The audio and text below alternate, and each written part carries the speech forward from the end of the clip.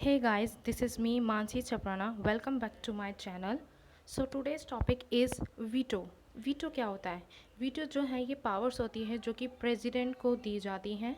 Veto का use करके president के पास मान लो कोई बिल आता है तो इन वीटो पावर्स का ही यूज़ करके प्रेसिडेंट उस पे या तो अपनी सहमति जता देंगे या फिर उस बिल को रोक के रख लेंगे या फिर उसको रिकन्सिडरेशन के लिए वापस से लोकसभा में भेज देंगे जहाँ से वो इनिशिएट हुआ था, या फिर उस पर अपना कोई भी फैसला नहीं लेंगे काफ़ी समय तक। तो इन्हीं पावर्स का यूज़ करके प्रेसिडेंट ऐसा कर सकते हैं। जब प्रेसिडेंट को किसी बिल को लागू ना करवाना हो, उसके अगेंस्ट में हो, तो इन पावर्स का यूज़ करके वो मना कर सकते हैं, रोक लगा सकते हैं उस बिल पे और उसे अस्वीकार कर सकते हैं। ठीक है, अब प्रेसिडेंट के बारे में आपको पता ही होगा कि हमारे आर्टिकल 52 के अंदर बोला गया है कि there shall be a president of India. ये एग्जीक्यूटिव हेड होते हैं स्टेट के और ये पहले सिटीज़न होते हैं इंडिया के।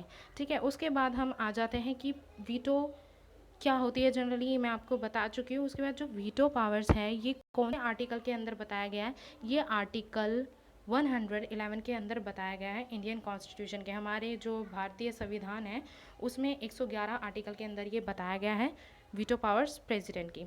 अब वीटो पावर्स होती कितनी तरह की है? जनरली वैसे तो ये 4 तरह की होती है। एक तो होती है एब्सोल्यूट वीटो, एक होती है सस्पेंसिव वीटो, एक होती है पॉकेट वीटो और एक होती है क्वालिफाइड वीटो। अगर हम पहली 3 वीटो की बात करें तो ये इंडिया के प्रेसिडेंट के पास है। ठीक है, और अगर हम क्वालिफाइड वीटो की बात करें तो ये यूएसए के प्रेसिडेंट के पास है। ये इंडिया के प्रेसिडेंट के पास नहीं है, ये सिर्फ यूएसए के प्रेसिडेंट के पास है। नेक्स्ट आ जाते हैं हम, पहले हम पढ़ते हैं एब्सोल्यूट वीटो के बारे में। एब्सोल्यूट वीटो होता क्या है? लेट एज्यूम कोई भी बिल पास होके आया लोकसभा से, वो पास हो गया सभा में भी, उसके बाद फिर वो प्रेसिडेंट के पास गया।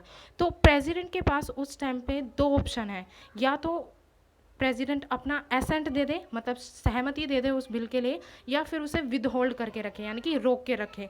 तो इस पावर को ही हम क्या बोलेंगे? Absolute power. और ये पावर किसने यूज़ करी थी? 1954 में राजेंद्र प्रसाद ने करी थी एज अ प्रेसिडेंट ही, और 1991 के अंदर आर वेंकट रमन ने करी थी। ठीक है, उसके बाद नेक्स्ट हमारी आ जाती है सस्पेंसिव वीटो। सस्पेंसिव वीटो क्या होती है? लेट एज्यूम कोई बिल आया पास होके लोकसभा से, वो पास हो गया राज्यसभा में भी, उसके बाद प्रेसिडेंट के पास ये पावर है कि वो उस बिल को वापस से लोकसभा में भेजे रिकंसिडर करने के लिए, मतलब जहाँ से वो इनिशिएट हुआ था वापस वहीं पे भेज दिया। तो इसी पावर को हम क्या बोलेंगे? Suspensive veto. इस पावर में क्या होता है कि जब पहले बिल आया था पास होके प्रेसिडेंट के पास, तो पहले वो स्पेशल मेजॉरिटी से आया था, बट आफ्टर रिकन्सिडरेशन होने के बाद जब बिल जाएगा तो वो सिंपल मेजॉरिटी से पास होके जाएगा। प्रेसिडेंट इस पावर का यूज़ सिर्फ एक बार ही कर सकते हैं। सेकंड टाइम जब प्रेसिडेंट के पास बिल पास होके आएगा तो प्रेसिडेंट अब बाउंड हो जाएंगे कि उनको उस पर साइन करना ही होगा, उस बिल को कंफर्म करना ही होगा।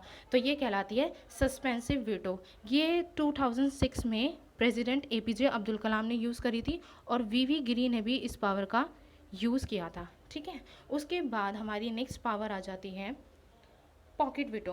पॉकेट वीटो क्या होती है? पॉकेट वीटो में क्या होता है कि इसमें प्रेसिडेंट अपना कोई भी फैसला नहीं लेता बिल पे। ठीक है, उसे काफ़ी समय तक बिना फैसले के ऐसे ही रखता है, उस पर अपना कोई फैसला ना लेना, तो वही कहलाएगा पॉकेट वीटो। पॉकेट वीटो में क्या होता है कि प्रेसिडेंट ना तो मना करता है और ना ही उसको वापस रिकन्सिडरेशन के लिए भेजता है लोकसभा में। तो हमारे कॉन्स्टिट्यूशन, हमारा जो संविधान है, उसमें कोई ऐसी टाइम लिमिट नहीं है कि कब बिल पे एक्ट करना है प्रेसिडेंट को, मतलब कब तक उस बिल पे एक्ट करना है। तो there for the president uses his veto power where he doesn't have to act upon the bill. इसीलिए ये पावर का यूज़ कब किया जाता है? जब प्रेसिडेंट को उस बिल पे एक्ट करना ना हो, तब वो इस पावर का यूज़ करते हैं, जो कि हमारी पॉकेट वीटो है।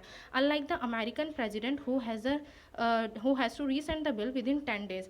अगर हम अमेरिका के प्रेसिडेंट की बात करें तो अगर उन्हें बिल वापस से भेजना होता है हाउस ऑफ रिप्रेजेंटेटिव में, सेनेट में, तो उन्हें 10 दिन के भीतर ये भेजना होता है, जबकि इंडिया में एज सच ऐसा कोई टाइम रूल नहीं है। ठीक है, ये 1986 में प्रेसिडेंट ज्ञानी जैल सिंह ने यूज़ करी थी। किसके लिए? पोस्टल बिल के लिए, पोस्टल बिल। ठीक है, उसके बाद नेक्स्ट आ जाती है क्वालिफाइड वीटो। क्वालिफाइड वीटो क्या होती है? क्वालिफाइड वीटो बिल्कुल सस्पेंसिव वीटो की ही तरह होती है, बट इसमें थोड़ा सा फ़र्क है। इसमें ये फ़र्क है कि ये हमारे इंडिया के प्रेसिडेंट के पास नहीं होती। हमारे इंडिया के प्रेसिडेंट के पास होती है सस्पेंसिव वीटो। और अगर हम क्वालिफाइड वीटो की बात करें तो ये यूएसए के प्रेसिडेंट के पास होती है। इसमें क्या होता है कि इसमें जब बिल पास होके प्रेसिडेंट ऑफ यूएसए के पास जाता है, मतलब जो यूएसए के प्रेसिडेंट है उनके पास जाता है, तो पहले भी बिल स्पेशल मेजोरिटी से ही पास होके गया था, और बाद में ही जब वो पास होके जाएगा हाउस ऑफ रिप्रेजेंटेटिव्स और सेनेट से, तो अब भी वो रिकन्सिडरेशन होने के बाद भी वो स्पेशल मेजोरिटी से ही पास होके जाएगा। जबकि अगर हम सस्पेंसिव वीटो की बात करें तो इंडिया में पहले बिल स्पेशल मेजोरिटी से पास होके गया था, बाद में जब रिकन्सिडरेशन के बाद जब वो बिल जाएगा तो वो सिंपल मेजोरिटी से पास होके जाएगा। तो this is all for today. आपको कैसा लगा मुझे ज़रूर कमेंट करके बताएं। Please subscribe my channel, like, comment and share. Thank you so much.